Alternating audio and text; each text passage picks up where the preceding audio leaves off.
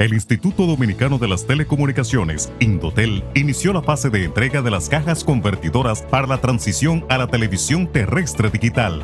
Un personal debidamente identificado estará visitando los hogares preseleccionados, solicitando un documento de identidad o cédula para completar el proceso. La televisión terrestre digital está más cerca. Instituto Dominicano de las Telecomunicaciones, Gobierno de la República Dominicana.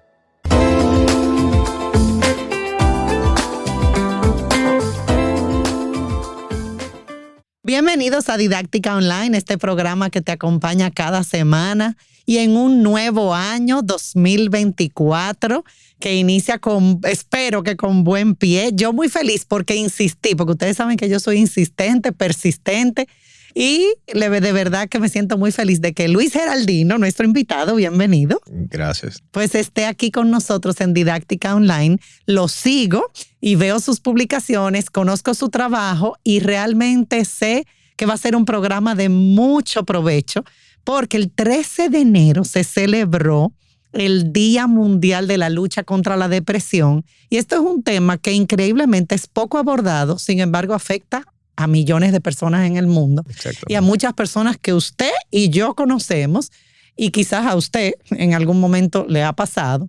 Y la verdad es que vivir con depresión, o no vivir con depresión, pero experimentar, ser diagnosticado, a veces no es diagnosticado lamentablemente de manera apropiada.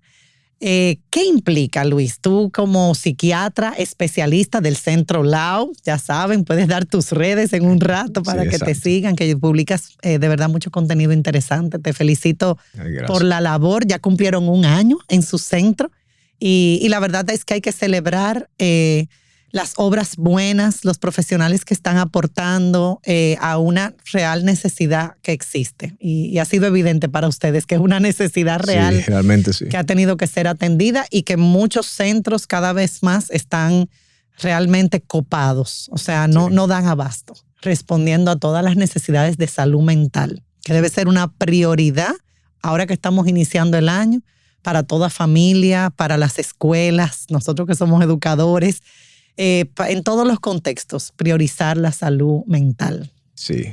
Tiene que ser una prioridad porque precisamente como ustedes señalaban, ¿qué va a implicar para una persona tener un diagnóstico de depresión? O sea, ¿qué involucra?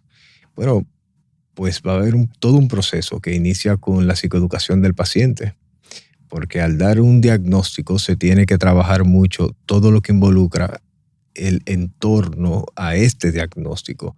O sea, no solamente la sintomatología que va a atravesar el sujeto, sino cuáles cambios se pueden presentar, cuáles pautas de alarma se pueden presentar, cómo va a ser la interacción con aquellos seres queridos, cómo aquellos seres queridos van a interactuar con ellos.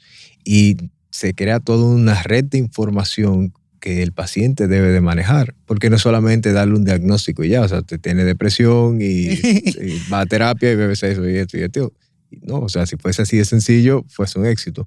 Pero hay que crear todo un sistema y una red de educación, de apoyo y, vamos a decir, de conexión entre el terapeuta, el paciente y en muchos casos la familia, que es lo que fortalece este diagnóstico y da como cierta tranquilidad y certeza al paciente. ¿Le da miedo a muchas personas el enfrentarse a someterse para recibir un diagnóstico de depresión? O sea, ¿da temor por la experiencia que ustedes tienen? Sí, muchas personas hacen una marcada resistencia al tema del diagnóstico de depresión.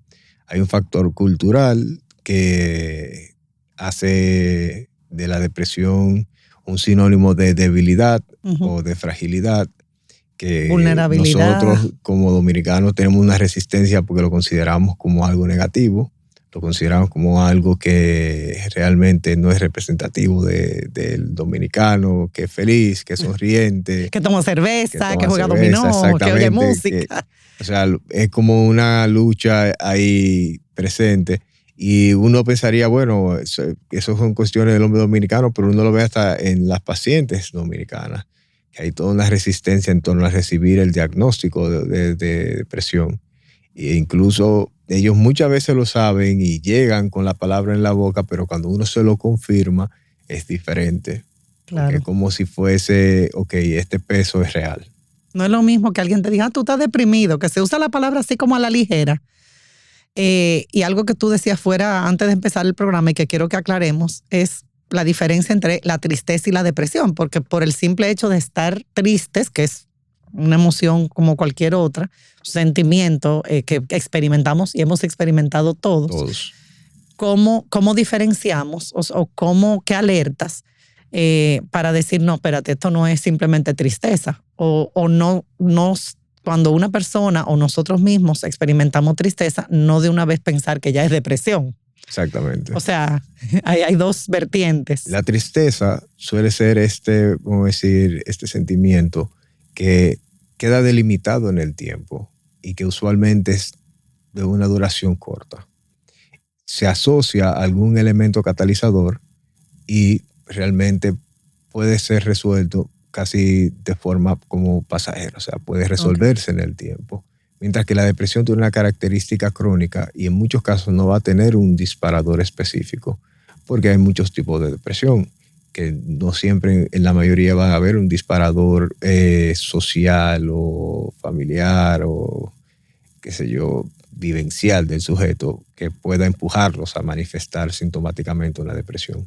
Entonces ahí es importante diferenciar la tristeza como elemento pasajero que todos experimentamos y que es algo natural, de la depresión, que es una condición clínica, que es crónica y que puede ser multicausal. Y tú hablas de ese disparador que sería como el detonante, o sea, como un evento. Por ejemplo, cuando se habla de depresión posparto, ahí pues el detonante es pues el parto, el embarazo. El embarazo, etc.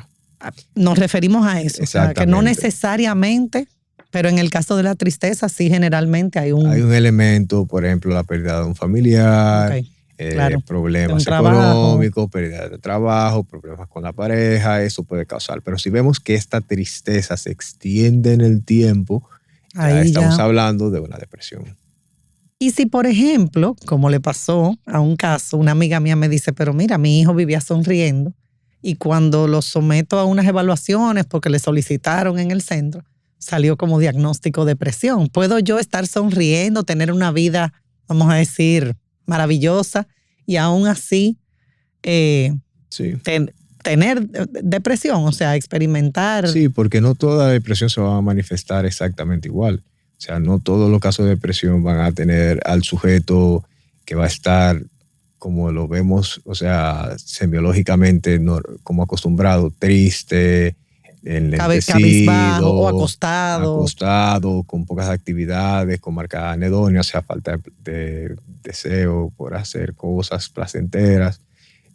No siempre va a ser así. Van a haber pacientes con depresión que van a ser altamente funcionales y que van a poder llevar ciertos ritmos de vida enmascarando los síntomas que les están afectando. Que eso es peligroso, me imagino, peligrosísimo. Enmascarar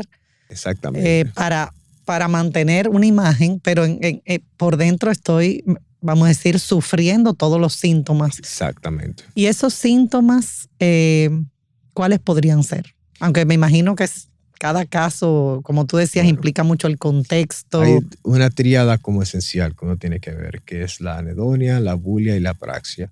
La anedonia es la falta como del deseo por el placer, si lo aplatanamos. Sí, sí, por favor.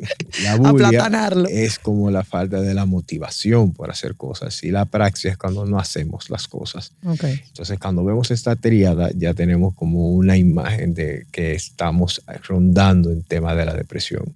Pero si a eso placer, motivación y hacer.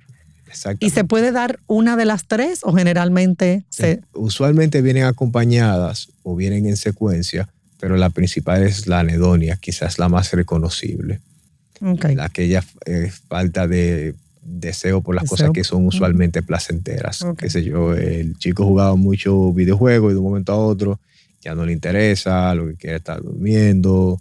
Entonces ya nos llama un poquito la atención aquí qué está sucediendo, porque incluso hábitos regulares que muchas veces para nosotros son tonterías, qué sé yo, que si la persona va al salón mucho y se pone las uñas mujeres, bonitas. Esa era nuestra terapia. Entonces vemos que de un momento a otro abandona el salón, ya no le interesa cuidarse las uñas, detallitos Ahí hay como una estos alerta. ya no están llamando la atención, no están diciendo que aquí hay algo que está afectando, interrumpiendo el funcionamiento habitual de esta persona.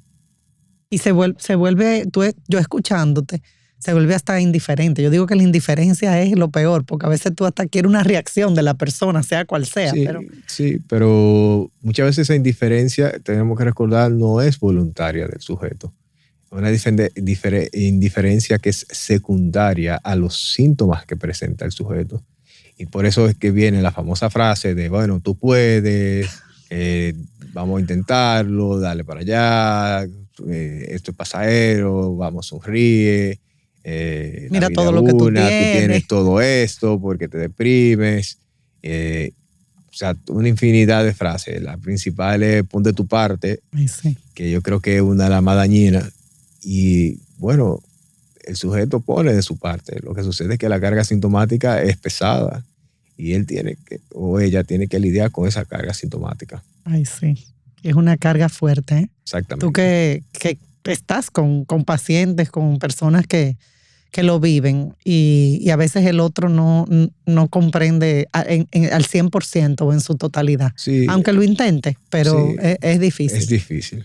Para, Es difícil porque a para el que está veces afuera. no es una falta de empatía, pero es difícil uno entender algo que es tan subjetivo, que es tan atado al sujeto. Es muy difícil uno poder como entenderlo. Y ahí, y ya en la segunda parte del programa sí me gustaría abordar como qué hacer. O sea que ya ustedes saben, en la segunda parte vamos a ver como qué hacer y cómo la ayuda definitivamente profesional pues puede. Pero antes quería preguntarte algo. Tú hablaste de los tipos de depresión y yo creo que es importante aclarar eso. De hecho, tú tienes una publicación en tus redes que a mí misma, yo dije, wow, ¿cuántos tipos de depresión? O sea, como que yo misma no, o sea, yo sé que la mayoría de la gente no necesariamente conoce. Es un tema lamentablemente poco abordado. Incluso yo que trabajo con muchos centros educativos, con padres, yo sé que esto es un tema que muchas veces no se toca. Y cuando viene la situación, es que quizás una familia o un joven o un adulto como que realmente dice, porque se menciona, pero no se profundiza en este tema. Sí. Y abordar el tema, yo creo que puede ser de mucho valor y de mucho beneficio para que de antemano, incluso por ejemplo en un centro educativo, los profesores estén alerta, estén atentos y podamos identificar a tiempo. Sí. Porque a las ver, consecuencias pueden ser como mucho peores. Muchas depresiones pueden llegar enmascaradas, o sea, pueden llegar detrás de otras características, por ejemplo, agresividad, falta de motivación, el niño no le interesa estudiar, etcétera. O sea, ya hay un elemento que llama la atención, pero que usualmente lo asociamos más a aquello que deja de hacer el paciente que a cuál sería la causa porque el paciente deja de hacer esto. Y yo veo que muchas veces los centros se enfocan más en tratar de determinar, o sea, esto que tú no estás haciendo, más que por qué no lo estás haciendo. Claro. Eso es un punto. Y lo otro es que uno tiene que entender que hay una gran cantidad de depresión que tiene una causa biológica. Una causa biológica que pueden ir, dependiendo de la edad del paciente, la condición social, la alimentación, etcétera, que pueden ser desde depresiones por microinfarto cerebral, el paciente de tercera edad, pueden ser depresiones agitadas o psicóticas, depresiones por deficiencia de vitamina B12, pueden venir depresiones que pueden ser asociadas a trastornos del ánimo como ciclotimia o bipolaridad, depresión mayor y por ahí. Me imagino que también identificar eso, cada una de conlleva esas, todo exactamente una serie de exámenes y además de eso tener como la semiología abierta, o sea, uno estar abierto a poder observar al paciente y observar en los contextos del paciente, porque eso habla mucho de la condición, el contexto en que se encuentra el paciente. Cuando tú hablas del contexto, ¿cómo se relaciona? ¿Cómo se desempeña? Exactamente, cómo se relaciona, cómo se desempeña, cómo se manifiesta en las situaciones que le rodean, porque si tú me dices, bueno, este es un paciente que tiene marcadas fluctuaciones en el día, o sea, que en la mañana está bien y en la tarde está depresivo, a veces uno no va a pensar directamente, como muchas personas dirían, en bipolaridad, porque la bipolaridad es algo más crónico. Entonces uno se diría, bueno, vamos a descartar un trastorno del ánimo. Y ahí tú vas diciendo, bueno, esto de sí, personalidad, esto no. exactamente. Exacto. O sea, uno diría, bueno, quizás sea un trastorno de personalidad, quizás sea un trastorno límite de personalidad. Entonces, ahí uno va haciendo el discernimiento, uno va haciendo la separación. Y tipos de depresión, ¿cómo podríamos, otros tipos, cómo podemos? Porque tú hablaste de bipolaridad, de hecho tenemos un programa con Carmen Virginia Rodríguez, buenísimo, de trastorno bipolar, búsquenlo. Ustedes saben que estamos en Spotify, en YouTube y en todas las plataformas. Ese programa es muy bueno. Tú hablaste de la bipolaridad, ¿verdad? Que podría estar, vamos a decir, relacionado, o hay un tipo de depresión que... Exactamente, que se manifiesta dentro de los cuadros bipolares. También dentro de la propia ciclotimia. También, y que son muy parecidos, pero dependiendo de la cronicidad y la manifestación que tan aguda pueden ser en el corto tiempo o largo tiempo, pueden ser, por ejemplo, en el trastorno límite de personalidad, tú va a haber fluctuaciones que son muy marcadas, pero en corto tiempo. Uh-huh. En la ciclotimia va a ser en mediano tiempo y en la bipolaridad a veces toma un poquito más de tiempo para uno ver esta serie de cambios. Claro. En la depresión mayor, uno ve que hay una alteración funcional en el sujeto. El sujeto pierde muchas de sus funciones habituales, pierde interés por lo que es su día a día, sus tareas y sus funciones, y puede haber un deterioro en el paciente y en su relación con lo social. Las otras depresiones que tienen causa biológica ya hay que descartar una y una. ¿Por qué? Porque las manifestaciones pueden ser desde desorientación hasta episodios psicóticos. Que ya ahí... Exactamente. Eso involucraría la intervención tanto del área clínica como un médico internista o un neurólogo y el departamento de salud mental. O sea, intervienen muchos especialistas ya cuando son esos casos que realmente, incluso hay casos que requieren de internamiento. Sí, exacto. Porque son no sé si son depresiones muchos, resistentes. Pocos, no sé. Depresiones con alto riesgo.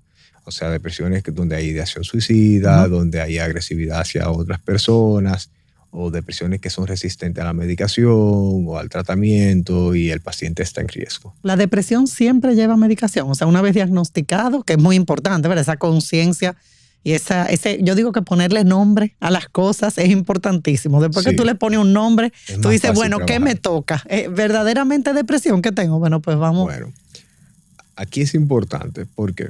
Porque hay episodios depresivos que pueden trabajarse en terapia y pueden trabajarse con tu psicólogo. Pero si vemos que no hay una movilización del paciente y la carga sintomática se mantiene en el tiempo, ahí tiene que haber una intervención ya de parte de psiquiatría. Okay. ¿Por qué? Porque realmente estamos viendo que no hay un cambio positivo en las manifestaciones del paciente, las manifestaciones sintomáticas. Semiológicamente el paciente se está manteniendo igual. Y ya ahí se requiere una intervención. Exactamente. Bueno, cuánto aprendizaje. Tenemos que hacer la pausa.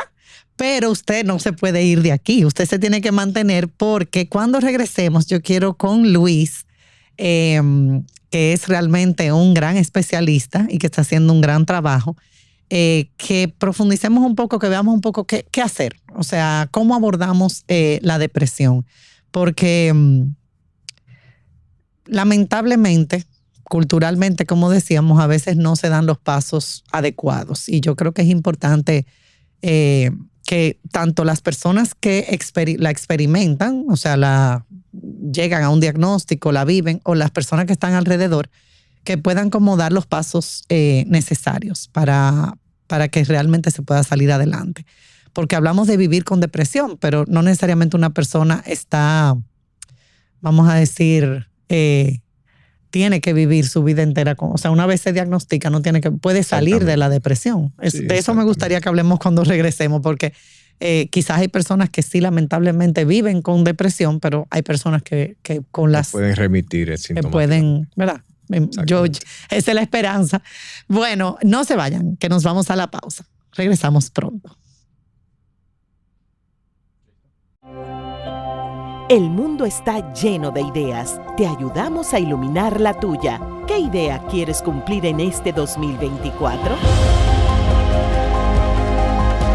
En el Banco Popular llevamos 60 años cumpliendo con las ideas de los dominicanos. Gracias a tu confianza y lealtad, somos catalizadores de las mejores ideas de innovación financiera, de crecimiento económico, social y medioambiental, manteniendo viva la luz que encendimos hace 6 décadas. Día a día, construimos un porvenir donde cada idea tenga el poder de transformar nuestra sociedad y nuestras vidas. El Banco de las Ideas, 60 años cumpliendo. Popular. A tu lado siempre. Continuamos con Didáctica Online hablando sobre la depresión y el 13 de enero se celebró el Día Mundial de la Lucha contra la Depresión y qué mejor invitado que Luis Geraldino del Centro Lau y la verdad es que la primera parte yo estoy así escuchándote, yo digo wow, este programa lo debería escuchar todo el mundo y compartirlo, lo bueno se comparte porque estos son los temas que hay que poner sobre la mesa, que hay que profundizar, hay que estar alerta también en nuestros hogares. No hay, o sea, a cualquier persona, ¿verdad? No lo voy a decir como, pero a cualquier persona le puede pasar, en cualquier familia puede pasar. Exactamente. De hecho, pasa. Sí.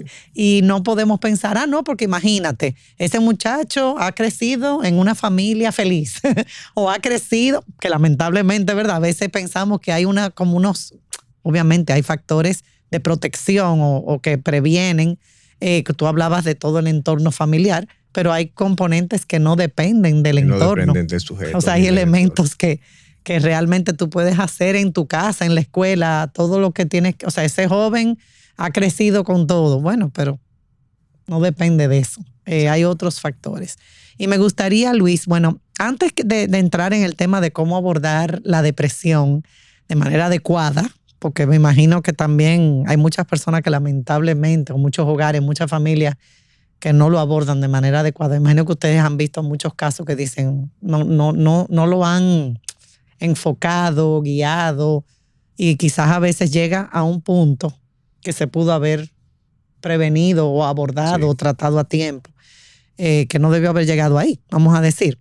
Pero me gustaría antes tocar el tema de niños, jóvenes, adultos con depresión. O sea, ¿Cómo se manifiesta? ¿Se puede hablar de depresión en la niñez o no? Sí, se puede hablar de depresión en la niñez. Se puede hablar de depresión, o sea, ok. Y la juventud, adulto, o sea, ¿cómo vemos esa diferencia?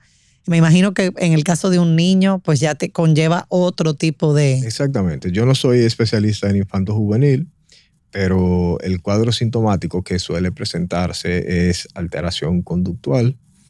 O sea, alteración conductual puede ser desde que el niño está más agresivo en la escuela, de que el niño está quedándose solito en el aula, de que no sigue sus patrones habituales de comportamiento, alteración en el sueño, en el apetito, reactividad, irritabilidad. Y ese tipo de señales ya no está dando una banderita de que algo está sucediendo. O sea, también como factor a observar puede ser la dinámica familiar del sujeto. Si proviene de un hogar disfuncional o donde hay marcada agresividad, es muy probable que el pacientito presente esta sintomatología. Así es. ¿Y en el caso de los jóvenes? Bueno, en los jóvenes vamos a ver un cuadro similar donde hay alteraciones en la funcionabilidad.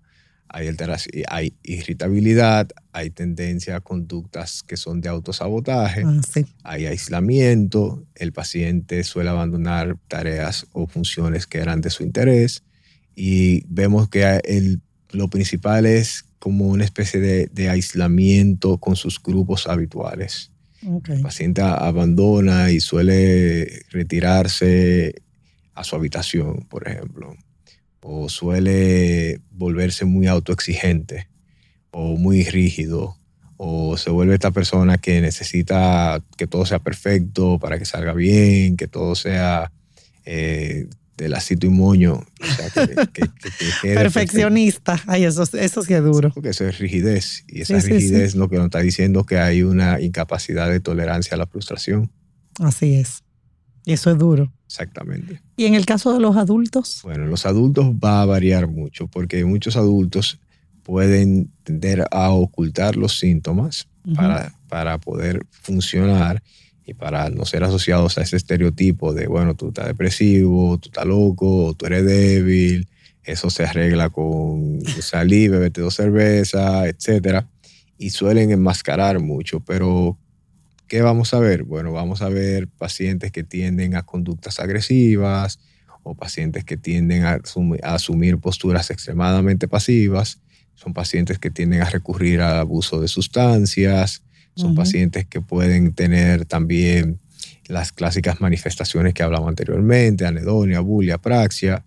Son pacientes que pueden tener cierta alteración en lo que son los patrones de sueño y del apetito. O sea, vamos a tener insomnio de conciliación o insomnio de mantenimiento. Vamos a tener un aumento en el apetito o una disminución del apetito. O la aparición también de síntomas de ansiedad. Bueno, qué bueno que tú tocas el tema de ansiedad antes de pasar al último tema. No necesariamente la depresión viene acompañada de ansiedad, ¿verdad? No siempre. Pero no casi siempre. Pero muchas veces Muchas sí. veces. Muchas veces sí. ¿Y la ansiedad implica? La ansiedad implica, como diría un profesor que tenía, un miedo irracional a eventos futuros. Un miedo y una preocupación continua sobre el futuro. Y generalmente la depresión, porque la depresión también puede ser más como nostalgia también, o sea, se puede relacionar con la nostalgia, ¿verdad? Exactamente. Hay personas que manifiestan la depresión con una especie de cuadro de nostalgia, extrañar lo que pasó, etcétera, pero muchas veces desde una idealización, no ni siquiera desde un contexto de lo real. Exacto. Y hay personas que lo manifiestan más con ansiedad. Exactamente. Okay, pero generalmente sí hay un componente de ansiedad. Puede haber un componente de ansiedad muy habitual en la mayoría de los casos. Ok, entonces, ¿qué hacer? Bueno, tú sabes, Luis, que para una persona decir yo sufro de depresión o yo tengo depresión, o sea, hay que ser valiente en una cultura como esta, abiertamente. O sea, que me imagino que hay muchas más personas de las que uno se imagina, que quizás en consulta ustedes lo ven, pero en el día a día nadie necesariamente, o sea, su contexto, su realidad, sus compañeros no necesariamente, aunque puedan ver síntomas alerta, no necesariamente saben que tiene ese diagnóstico. Bueno, muchas veces el qué hacer inicia en el exterior, o sea, cuando vemos pautas de alarma en el otro que son considerables. O sea, muchas veces el paciente no tiene conciencia de que tiene depresión. Exacto. Porque están acostumbrados al malestar, ya han normalizado el malestar. Y entonces, sí. ¿Qué sucede? Que aquel en el exterior es capaz de decirle, bueno, mira, siento que tú deberías de buscar ayuda. No asumir el problema como algo propio, no asumirse a sí mismo como el terapeuta del paciente, ni como el acompañante terapéutico, ni como quien te va a dar los consejos de cómo tú debes de funcionar, sino como alguien que le puede decir, mira, es importante que tú busques ayuda, es importante que te dejes ayudar en esta situación porque sintomáticamente estás mal. Ahí viene la parte donde el sujeto acepta o no la ayuda. Okay. Porque muchas veces lo que cuesta es ir a buscar ayuda. Bastante, ¿verdad? Sí. Sobre todo, yo no sé por qué, pero en mi contexto alrededor, y lo veo bastante con los hombres. Sí, por todo el estigma que mencionamos anteriormente. O sea, es una cosa que, wow, qué difícil. Y se refugian en otros elementos como el consumo de alcohol, comida, etc. Como que buscar ayuda es como de débiles, como que eso no va a hacer nada, yo no necesito eso, yo puedo hacerlo yo solo. Exacto, una buena dieta, yo oigo tanto, natural. Yo digo, Dios mío. O sea, ya uno oye cualquier opción y ellos cogen cualquier opción menos buscar ayuda profesional. Y ya. Generalmente en la experiencia que tú tienes hay esa otra persona que dice, oye, busca ayuda, necesitas ayuda. Generalmente ahí está ese componente del que te mira y quizás tú no te estás dando cuenta porque ya tú estás... Yo digo que el cerebro es muy cómodo, el cerebro se acostumbra hasta la disfuncionalidad. Entonces el cerebro está ya acomodado de no me siento bien, no estoy bien. La normalización del malestar, que es muy habitual en la mayoría de las patologías de salud mental. O sea, llega un punto en el que el paciente entiende que esa es su realidad. Oh, wow. O como, bueno, funciona así, es la forma binormal. Aunque sea un normal patológico totalmente. Un normal patológico. Y entonces, una vez la persona acepta. Acuda a buscar ayuda. Reconoce, que es un paso importantísimo. Reconoce, espérate, yo necesito ayuda. Bueno, lo primero es ver si el paciente va a un psicólogo o un psiquiatra. Independientemente, el primer paso lo va a dar el paciente. Es determinar a través de la semiología, psicometría, cuál es el estado en que se encuentra el paciente, para saber si es necesario hacer una intervención interdisciplinaria, donde se involucre tanto psiquiatría, psicología y quien trabaje psicoeducación con el propio paciente o con la familia.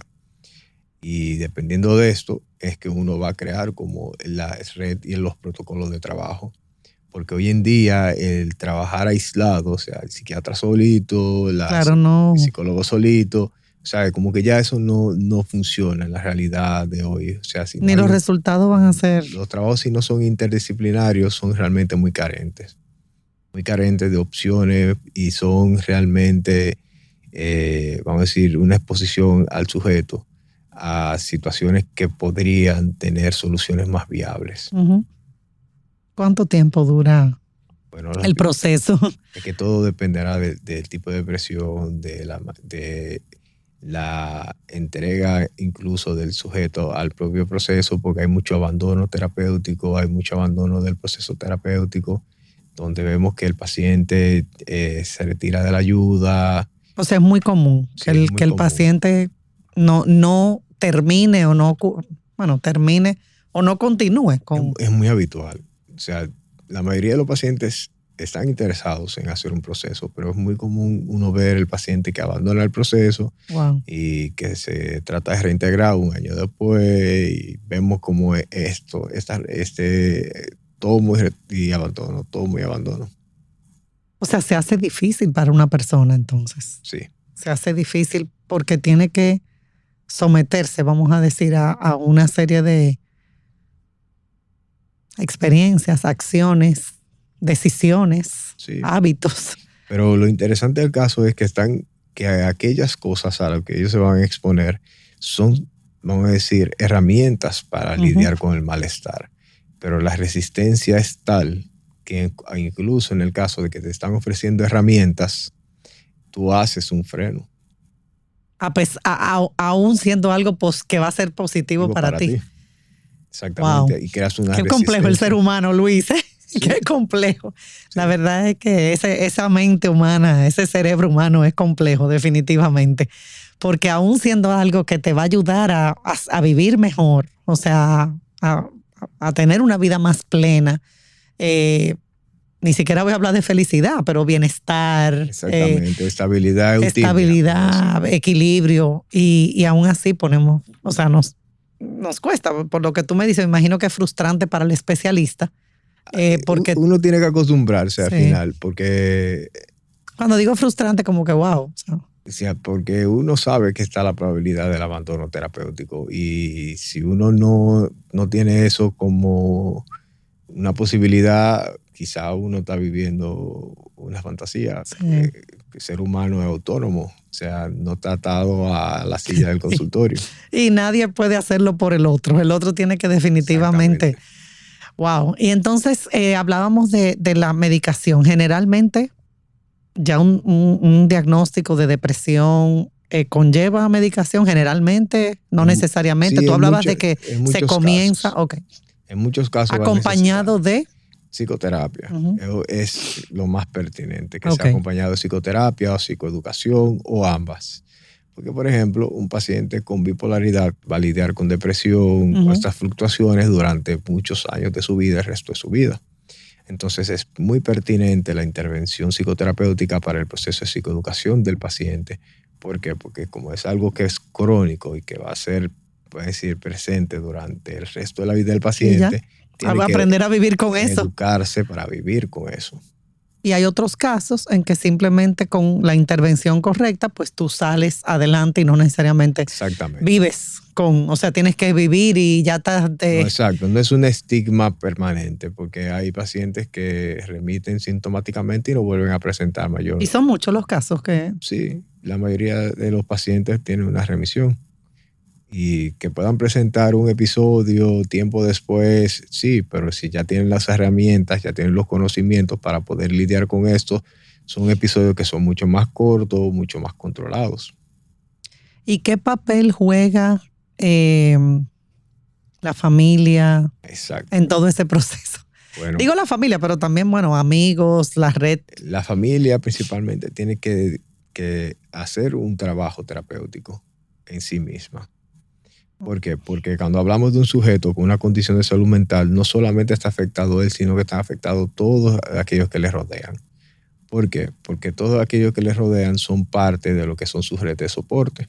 Uh-huh. Y nosotros necesitamos psicoeducar a estas personas y también identificar si hay otros casos dentro del mismo círculo que podrían estar sufriendo patologías similares.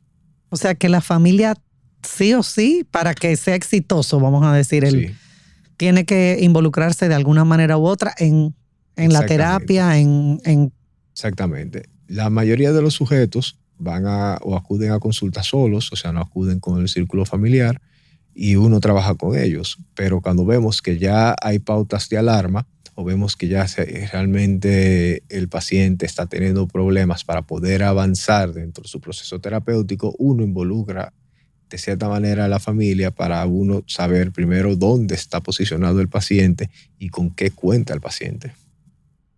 Sobre todo con qué cuenta el paciente.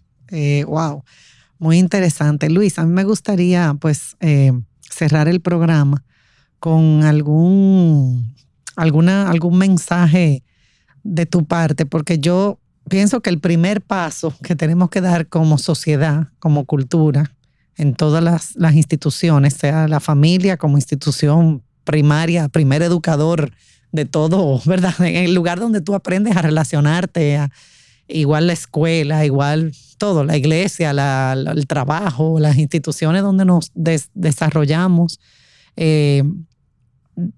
hacer esa conciencia y romper un poquito como el estigma. O sea, yo creo que eso es un primer paso importante, que no es, vamos a decir, algo a lo cual tenemos que tenerle miedo o a lo cual rechazar, y que abordarlo y afrontarlo a tiempo, tener el diagnóstico, tener ese nombre, nos permitirá pues dar los pasos necesarios. Yo creo que otra cosa importante y que saco de escucharte es que una vez se inicia el proceso, pues tratar de llevarlo a cabo. Exacto. O sea, tratar de llevarlo a cabo, o sea, hacer todo lo que esté a tu alcance. Claro, ahí se tiene que unir, como tú decías, la red de apoyo. Ahí ayuda mucho también, tú sabes, porque lamentablemente no todo el mundo ayuda. Pero me gustaría como un mensaje final en este contexto post-COVID, que aunque ahora hay otra ola de COVID, señores. Ahora hay COVID, influenza, dengue, hay de todo. Pero en este contexto, un contexto de mucho estrés, un contexto también de mucha presión de todo tipo, es un contexto, vamos a decir, a veces un poquito adverso. Yo soy súper positiva, o sea, yo soy le busco el lado bueno, pero es un contexto, ¿verdad? Que no es tan fácil. Mi mamá tiene 81 años, mi papá 88, 87, 88. ¿Cuánto fue que le celebramos? y son etapas totalmente diferentes. O sea, estamos viviendo con mucho. Ella misma me dice que es totalmente diferente la vida, la niñez y la juventud de nosotros. Y bueno, ni hemos tocado el tema de la tecnología y cómo podría también pues detonar también o llevar a la depresión. Pero bueno, las redes sociales y todo eso. Pero me gustaría como un mensaje final a todos nuestros oyentes, nuestra comunidad, la familia, los educadores. Exacto. Un mensaje final sería, permítete sentir. Permítete trabajar aquello que tú sientes. Permítete que otro te dé la mano y que te ayude a atravesar ese proceso que tú estás como posicionado. No permitas y no aceptes que nadie invalide lo que tú sientes, porque nadie tiene derecho a decirte que lo que tú sientes es menos o lo que tú sientes es algo insignificante. No es una opción.